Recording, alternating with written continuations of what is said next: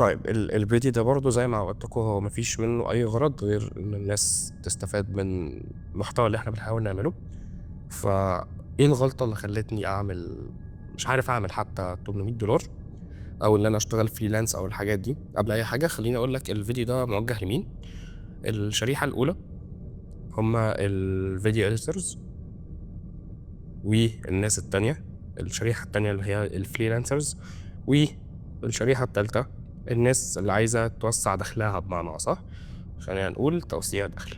ماشي، دول أكتر 3 هيستفادوا. هل معنى كده إن أنا أقفل الفيديو عشان أنا مش موجود؟ لأ بالعكس، ممكن أقول كلمة أو أقول معلومة أنت ممكنش تكون عارفها فتستفاد فتخدمك في مجال شغلك أيا كان مجال شغلك هو إيه. فخلينا نبعد اللاب ده دلوقتي. فخليني كده أحكي لك قصة صغيرة أنا عملتها من كام يوم. كنت نزلت بوست على الفيسبوك عندي اللي انا نزلت فيه شغل، ده كان شغلي انا كمصور وكمونتير في نفس الوقت. تمام. وقلت طب هو انا ليه ما شيروش في كل الجروبات اللي على فيسبوك وعلى انستجرام وكل الحاجات الجميله دي؟ فبدات اللي انا شاير بكل بساطه. النتيجه كانت ايه؟ النتيجه بكل بساطه اللي انا بدا يجي لي عملاء. عشان الناس اللي مش عارفه تجيب اول عميل ليها، العميل بيجي منين؟ بيجي من السوشيال ميديا في الحاله بتاعتنا احنا بالذات كمونترين. طيب بدأ يجي لي عملاء من مصر ومن بره مصر.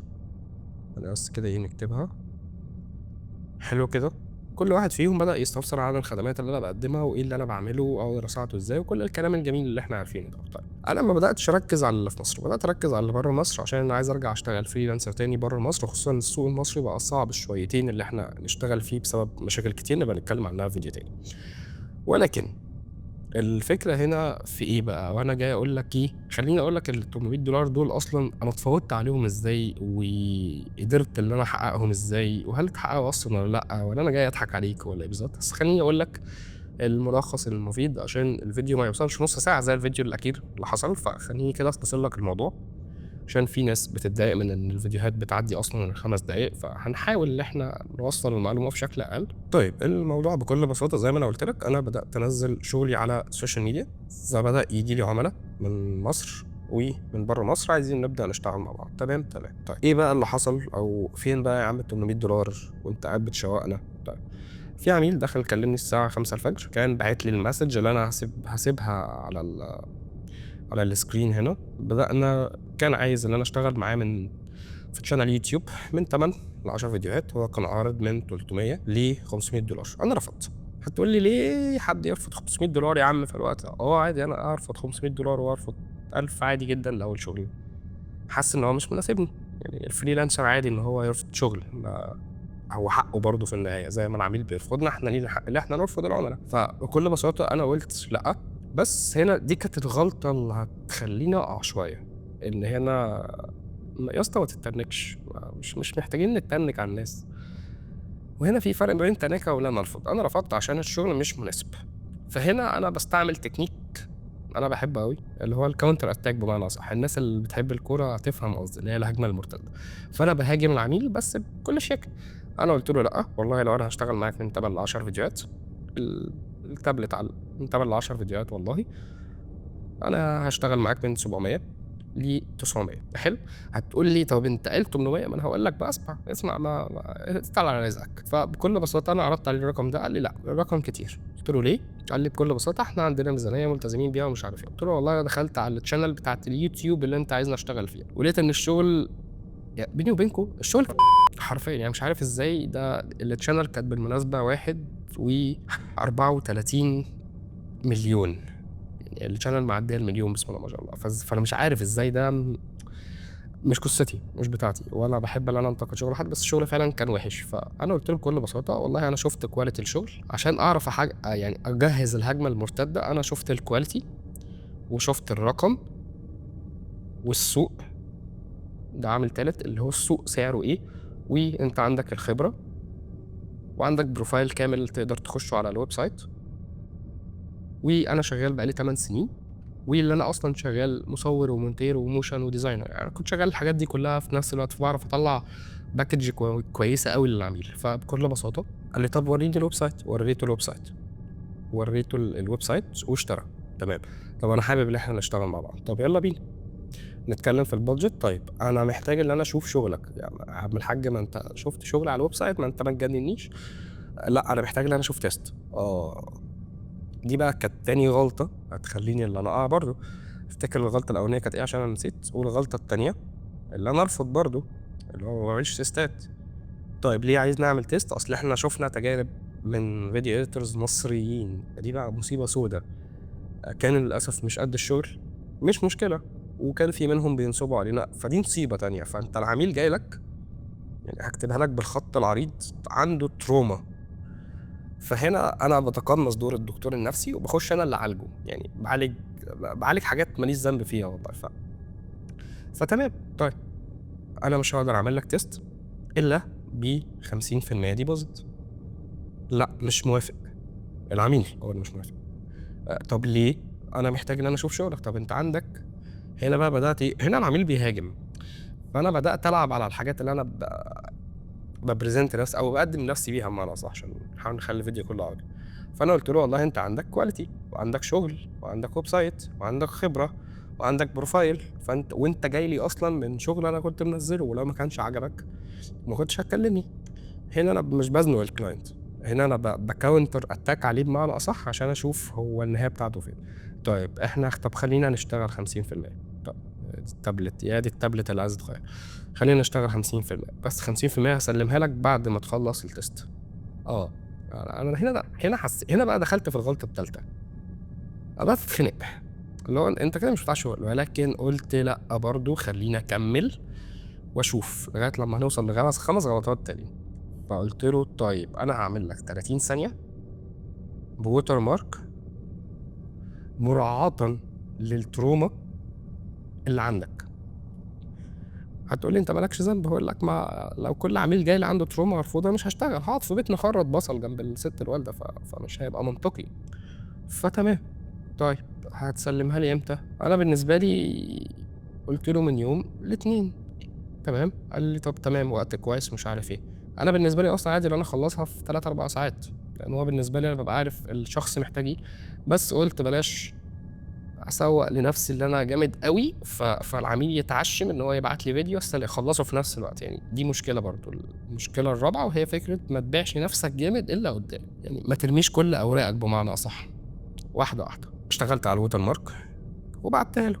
هتلاقيني حتى سايب لك برضو سكرين شوت اللي انا كنت بعت له الشغل، وهتلاقيني عامل بلور على الفيديو عشان محدش يعرف انا بتكلم عن مين. طيب بعديها ايه اللي حصل يا معلم؟ بكل بساطه بعت الفيدباك ده، فتمام، لقيت هنا ان الموضوع تمام. طيب يا عم كريم الف مبروك عليك ال $800. لا ما انا ما اشتغلتش لسه. ما هي ده الفكره في حاجه، انت دلوقتي العميل شكر فيك ماشي وقال لك شغلك جامد، وانا عارف ان انا شغلي جامد، يعني مش تناكة اللي هو لا، يعني لو حطيت الشغل اللي على الشانل جنب شغلي لا شغلي هيكسب 100%. فده اللي كان مخليني واثق ان انا اعرف اقفل الديل ده.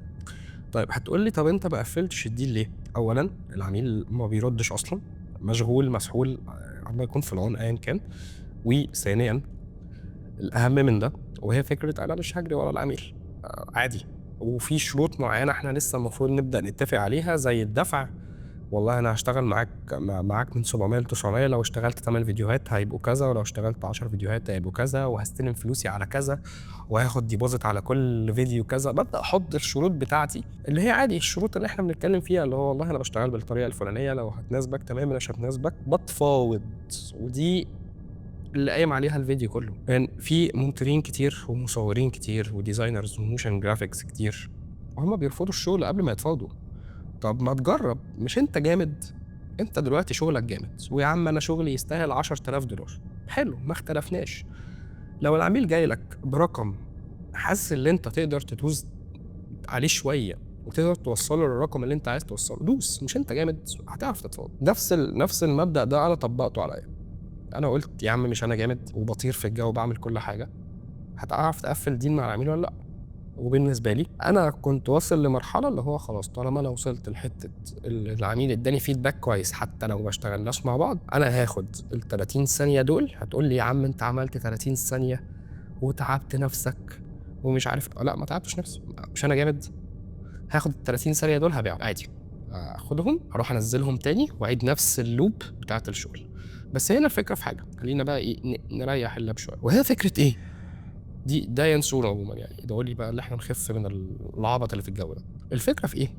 وهي ليها علاقه بحاجه، هل لو انا نزلت شغل على السوشيال ميديا معنى كده ان في عملاء هتجيلي؟ لا، الناس بتدور على البروفايل بمعنى اصح، بتدور على الشخص الجامد، وبتدور على الشخص اللي بيعرف يعمل كل حاجه.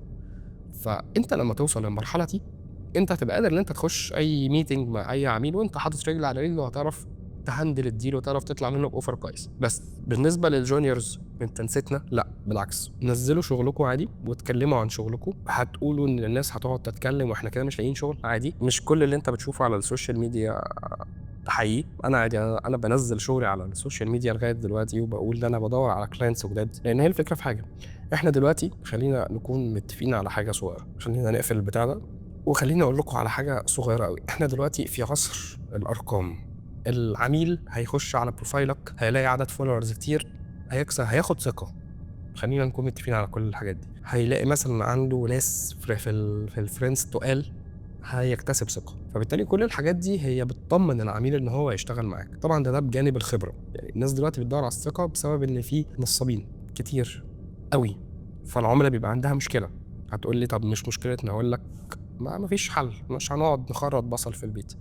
فهي الفكره كلها، ملخص الليله دي ايه؟ اوعى ترفض اي اوفر جاي لك من غير ما تتفاوض عليه. هتقول لي انا هضيع وقت، اقول لك انت في كل الحالات بتضيع وقت. احسن من قعدتك على الفيسبوك ان انت قاعد بتسكرول وبتشوف شغل غيرك، ان ده بيشتغل وده بيشتغل وانت قاعد في البيت ما بتعملش اي حاجه. انت كده بتضيع وقت. ففكره اللي انت لازم تتعلم مهاره زي التفاوض دي شيء اساسي جدا لازم تتعلمه في 2026. ده شيء لابد منه. ليه؟ عشان زي ما قلت لك، لو انت جامد هتعرف تتفاوض، بس ده لو انت جامد فعلا، لو انت شغلك حقيقي مش سرقه. لان في ناس فعلا كانت بتسرق شغل، ودي انا شفتها بعيني. ما ترفضوش اي اوفر يجيلكوا الا لو كان مثلا، يعني الاوفر اللي انا كنت بتكلمكم عليه ده انا كنت ممكن ارفضه في حاله واحده. لو العميل ده بيقول لي ان انا بادجتي من 100 ل 300 دولار، لو من 100 ل 300 وانا بشتغل مثلا ب 900، لا احنا بعاد قوي، احنا بعاد التلتين. انما مثلا من 500 ل 900 لا نقدر نتفاوض شويه، هيبقى في نقدر نتفاوض. يعني مثلا ممكن اوصل معاه ل 750 او 800، مش 900 اللي انا عايزهم، بس وصلت الرقم قريب قوي. فهي الفكره كلها دايما ليها علاقه بفكره لازم تتفاوض، ولازم تفهم ان انت مش داخل خناقه مع العميل، انت بتتفاوض. انت لو جامد العميل هيجيلك. وبس كده، الفيديو يعتبر خلص. اروح اشرب كوبايه اليانسون بتاعتي ونراكم في فيديو تاني. ولو حد عايز اي مساعده في يكتبها لي في الكومنتس وانا هحاول ان انا ارد عليه بسرعه. فدمتم سالمين.